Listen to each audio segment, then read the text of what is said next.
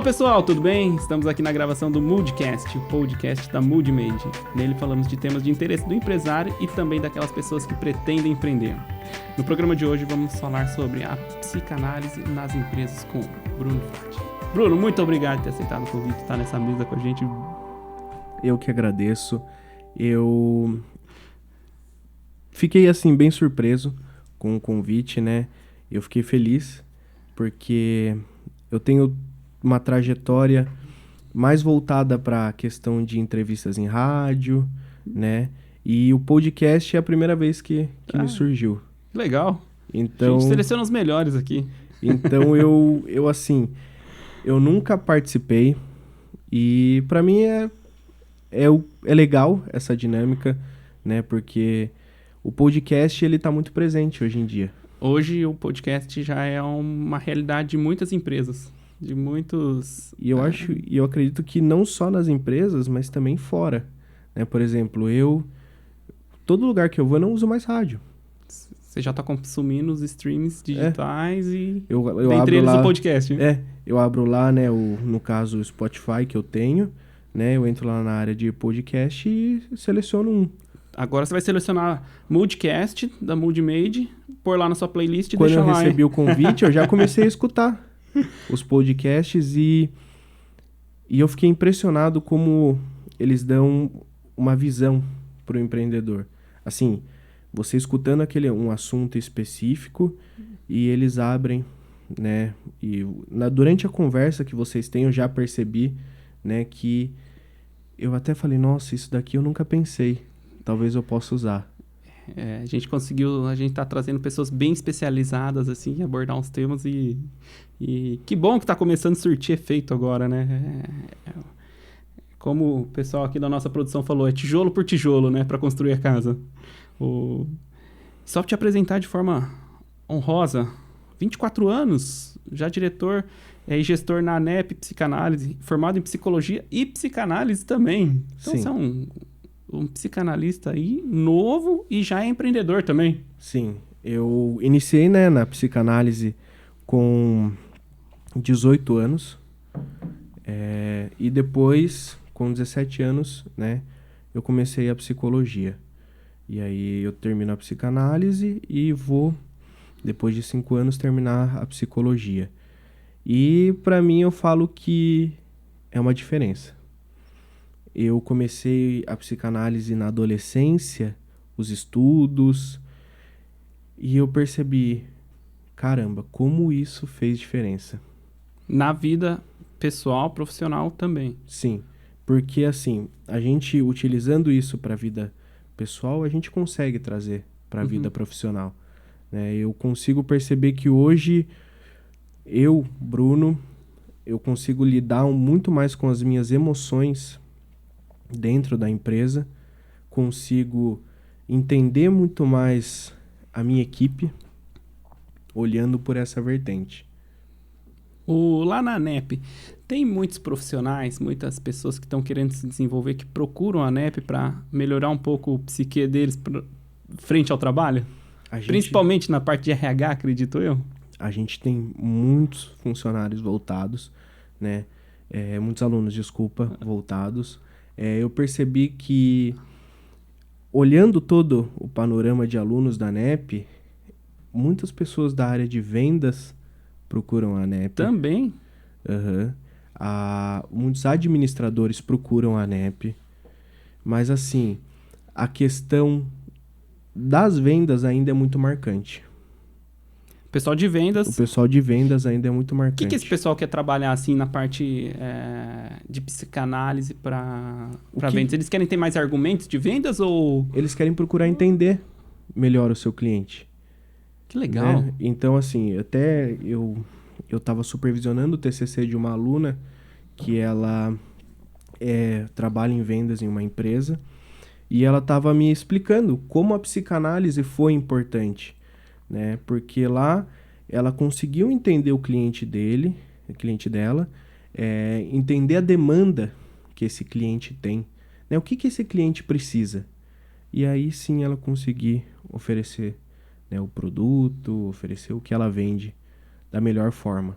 Ou seja, através da psicanálise ela conseguiu fazer o trabalho dela de forma mais harmoniosa, mais profissional, vamos pôr Sim. nessas palavras. Eu gosto até de falar que é uma forma integral, né? Aham. Porque ela olhou, ela entendeu o que o cliente dela precisava, ela entendeu onde esse produto pode ajudar o cliente e, e encaixou, né? Eu falo que isso é uma apresentação de demanda, né? Quando você apresenta o seu produto e apresenta no que ele pode suprir essa demanda. Você com formação, você com a NEP e tudo, e atendendo várias pessoas querendo aí se desenvolver, qual que é o maior erro que você percebe dos empresários ou dos colaboradores que trabalham em empresas, eles cometem frente à parte psique aí, vamos pôr?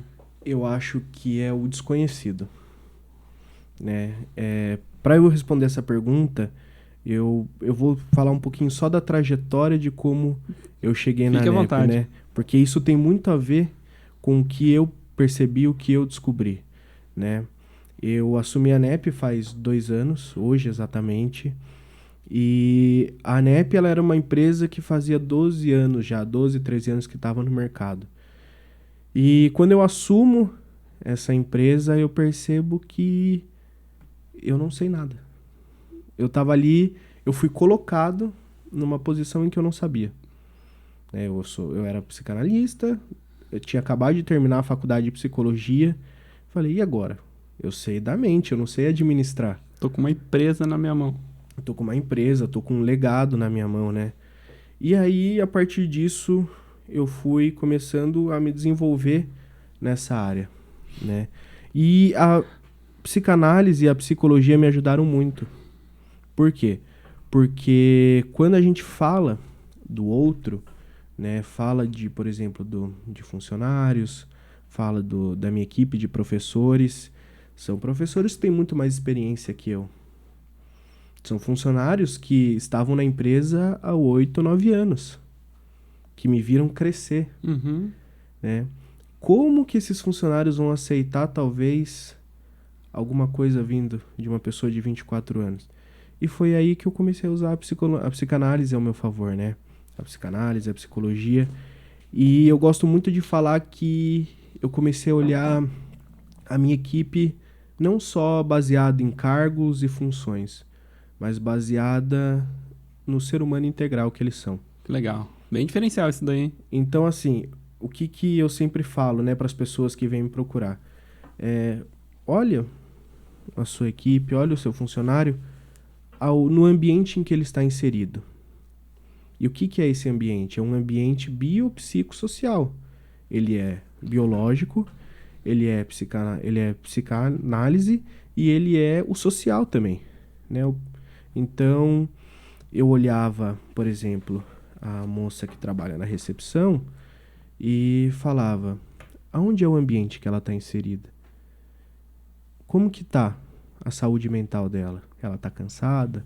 Ela não tá? Né? Ela tá com algum problema físico? Para daí poder conseguir trabalhar o que um pensador psicanalítico, o Winnicott, chama do holding, que é você criar um ambiente acolhedor para poder fazer essa pessoa se desenvolver. Pô, que legal, cara. Quando você fala desse biopsicossocial, aí você fala de ambiente agora. Isso considera só um ambiente empresarial ou um ambiente da casa que a pessoa vive também, da comunidade que ela vive? O que você considera tudo? O ambiente é tudo. Ou seja, uma parte do dia está na empresa. A outra Sim. parte pode estar até no transporte e a outra parte na casa, no social. Sim, né? E né, eu vou até me aprofundar um pouquinho mais. O ambiente, É importante o isso, ambiente porque... está aqui, entre eu e você. A gente está criando um ambiente para propiciar alguma coisa. Uhum. Então, o ambiente ele se cria a partir de relações. Tá? Então, a gente está tendo uma relação, está acontecendo um fenômeno, a gente criou um ambiente relacional. Então, por exemplo, o gestor está ali com o seu funcionário, né, com um membro da sua equipe, ele vai criar um ambiente. E qual é esse ambiente que esse gestor quer criar? Uhum. Então, ele está em tudo, né? Desde você perceber, nossa, esse funcionário ele chegou, ele não está bem. mas ele acabou de chegar nesse ambiente empresa. Será que aconteceu alguma coisa no ambiente casa? Uhum. Né? Então isso conseguiu... Isso tem um grande impacto na performance dele ali, né, no dia a dia. Tem. Como converter isso? Como adaptar ou como ajustar? Porque às vezes os conflitos, assim, na rotina, por exemplo, quem pega trânsito, pô, já chega atrasado, já chega estressado, já Sim. chega sob tensão, né? Sobre tensão ali. Então, ele chega num ambiente que, teoricamente, tem que acolher ele. Sim. E nem sempre acolhe. E aí pode piorar, vem outras pressões. Como conduzir tudo isso no mundo, no mundo corporativo, assim? E até em algumas aulas que eu dou de psicanálise, eu costumo muito falar do termo projeção, né? Projeção, para explicar rapidamente, é como se aquela pessoa que pegasse o trânsito o dia inteiro, né? Ele teve um dia estressante no trabalho, aí voltando para casa pega aquele trânsito que é mais estressante ainda, e aí ele chega e na hora de fechar a porta do carro ele bate, Já dá aquela... esmurra, né? O que acontece? Ele pegou toda aquela raiva que ele foi guardando e ele descontou ali, Naquela porta, naquela situação. naquela situação. E é a mesma coisa que eu vejo. Mas poderia ser uma pessoa ali, né? Poderia ser uma pessoa, né? E poderia ser o chefe, o colega de equipe, Marido, a esposa. marido, esposa. E o que eu vejo, né? E como eu consegui trazer isso para o meu ambiente de trabalho? A hora que eu vejo que esse funcionário ele chega dessa maneira, meio irritado, né? Eu chego e converso com ele. Começo a reduzir a tensão dele. Ou seja, como foi seu dia? Né? Como foi seu dia ontem? O que você fez ontem? E fazendo com que ele vá falando, e ao invés de isso reproduzir uma ação futura negativa, aquilo já se estabilize. O falar ali ameniza um pouco a situação. Sim, porque é a mesma coisa que você pegar uma panela de pressão. Se você começa a tirar a pressão aos poucos, ela não vai estourar. E é isso que você faz utilizando os seus conhecimentos psíquicos aí. Sim, a gente vai na fala, né? Viu, como que foi seu dia? O que você fez? Viu, tomou um café da manhã? Geralmente eu costumo, às vezes, comprar um café da manhã para os meus funcionários. Viu, vamos lá tomar um café comigo?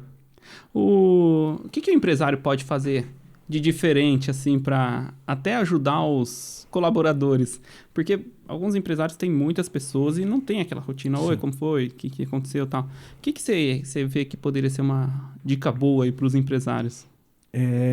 Os empresários criarem isso entre os funcionários. Ou seja, não necessariamente o dono, o chefe, dono da o empresa líder. fazer isso. O dono mesmo? Não, nem sempre o dono precisa fazer isso. Os colaboradores podem se juntar ali para fazer isso. Sim, por exemplo, eu tenho ali na minha empresa o rapaz da manutenção, né? E tenho um professor, né? E a pessoa ali da manutenção, ele percebe como que esse professor chega. E o que eu incentivo eles viu, você percebeu que chegou meio estressado? Perguntou, oi, tudo bem? Como você tá? Quer ajuda? Quer alguma coisa? E aí eu percebo que isso diminui muito o nível de tensão, quando alguém para e escuta. Escuta o outro. Sim, então eu crio essa política dentro da minha empresa. Das pessoas se ajudarem, mas se ajudarem no sentido de que não que isso vá estourar dentro da empresa, pode estourar, mas também para que isso não estoure a hora que elas saírem com alguém que também não tem nada a ver. E a pergunta oposta, o que não fazer para o mundo empresarial ali, para não piorar uma situação com os colaboradores? O que não fazer, não ser grosso. Você acha que a grosseria pode ser um fator de... A grosseria, ela não pode ser como ela é, né? Porque quando você é grosso, quando você não dá ouvidos, a pessoa não vai se sentir acolhida, a pessoa não vai se sentir ouvida. E aí ela vai começar a querer a criar picuinha, né? E aí um começa a falar pro outro, viu? Olha, eu fui falar isso pra ele, ele fez isso, fez aquilo. Eu sei que às vezes é difícil a gente também, né? Porque não é só a forma como a gente fala, mas é como a forma como o outro entende, né? Mas é a gente criar essa habilidade de, ao invés de você, por exemplo, mandar, você pode pedir. Viu? Faça isso. Não, viu? Você pode fazer isso? Já muda. Já muda. Psicologicamente falando, isso é completamente diferente a forma que o indivíduo absorve? Sim, porque a gente estuda muito a linguagem, Aham. né? A forma como você fala vai ser a forma como o outro também vai entender. Então, se eu viro e falo assim, viu, você faz o seguinte, desce lá e pega tal negócio. A mensagem foi dada. A mensagem foi dada.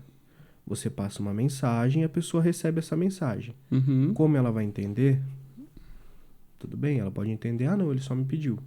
Ou não, nossa, ele mandou assim.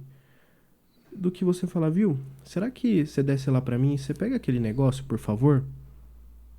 É a mesma mensagem É a com por favor e Por favor, com com poderia. uma fala, né? Com uma palavra que ela não gera uma agressividade. Aham. Né? Aí a gente usa muito a questão da comunicação não violenta, né? A CNV. Eu até indico CNV. para quem é empreendedor a leitura desse livro, né? Porque a comunicação não violenta, ela é criada de uma forma em que você vai apresentar a sua demanda, apresentar o que você precisa e a pessoa vai entender, mas não de uma forma grosseira. Ela vai acatar aquela mensagem e vai fazer porque entendeu o que tem que fazer. Sim. E não simplesmente pelo fato, tem que fazer. Fui Exato. obrigado a fazer, né? Então, nesse livro, Comunicação Não Violenta, ele ensina você até a estruturar frases, né? Como você chegar... Até isso facilita um pouco na questão de, por exemplo, você precisa demitir um funcionário, Uhum. né? Você vai fazer a demissão do funcionário, você não vai chegar para ele e vai falar, viu, não dá mais para você trabalhar aqui, tchau. Sabe, se você der um feedback antes, talvez a forma como você vai dar esse feedback e depois você já entra e faz, né? Olha, infelizmente não dá para encaixar por conta das coisas que eu falei. Uhum. Isso vai atenuar muito mais. A gente percebe, a gente como pessoa precisa se dedicar muito, né? Pra que consiga fazer por favor, você poderia fazer isso. É difícil, né? Se for ver, né? A gente tá tão no automático, pega lá pra mim, faz aquilo.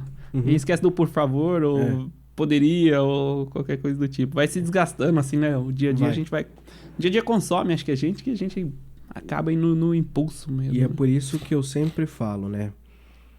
A terapia é extremamente importante, né? Você arrumar 50 minutos do seu dia, né? Uma vez por semana para fazer terapia, porque você também é ser humano. Uhum. O dono da empresa, o empresário, ele é ser humano. Ele também pode não estar num dia bom, né? E acabar não conseguindo pensar no... Quantas vezes eu mesmo não consegui pensar no... Por favor, poderia... Então é você também entender que você também não tá no dia bom. E você também passar isso para as pessoas, né? Por mais que a gente crie essa política, eu falo, olha, às vezes pode ser que essa pessoa não haja dessa maneira. Porque talvez o dia dela realmente não está bom. E acontece isso com todo mundo, né? É frequente. Cara, queria te agradecer, Bruno. Muito obrigado. Top, assunto master, top, legal. Nosso tempo é super curto, a gente tem que otimizar ao máximo. Sim. Aqui. Queria abordar outras coisas, mas quem sabe uma próxima. Bruno, queria te agradecer de verdade. Quem quiser te achar nas redes sociais, a NEP, como que faz? Entra no Instagram, a NEP Psicanálise, né? Meu Instagram pessoal eu não tenho, né? Eu tenho, mas ele é privado, porque a gente que é psicólogo, psicanalista, a gente tem essa questão ética de que a gente não pode abrir o nosso Instagram para as outras pessoas, para os pacientes, né? Mas quem quiser, digita lá no Instagram, NEP Psicanálise, conhece o nosso trabalho, né? Conhece os nossos cursos, né? Tanto os cursos de formação como os de pós-graduação, né? E no Facebook também, a NEP Psicanálise. E todo mundo será muito bem-vindo. Legal. Pessoal, esse foi mais um Moodcast. Falamos sobre psicanálise, psique. Queria agradecer todo mundo e aguardo vocês até o próximo. Valeu!